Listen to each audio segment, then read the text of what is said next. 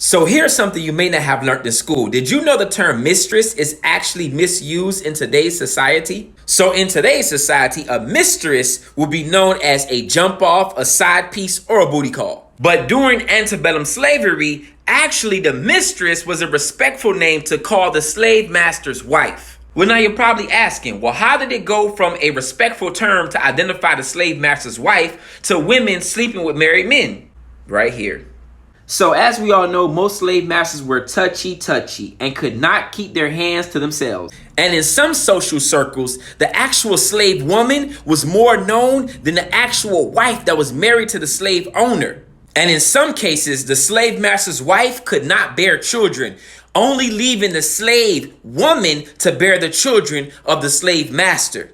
Now, this dynamic created a real problem on most plantations because the mistress would come second to the slave woman.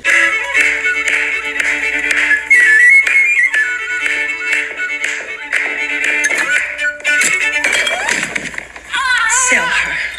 What's all this? You will sell the negress. White women could not bear the fact that their husbands preferred these enslaved African women over them sexually. But isn't it remarkable? The longer they stay among us, the lighter they get.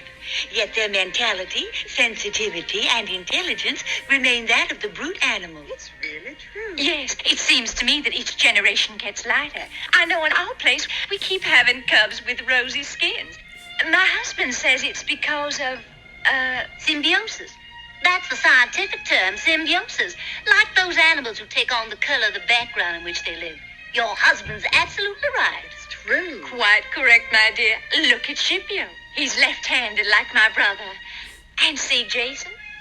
My husband brought him up from childhood, and now, isn't it remarkable? He shows some of my husband's blondness. Extraordinary. Truly, nature is bizarre.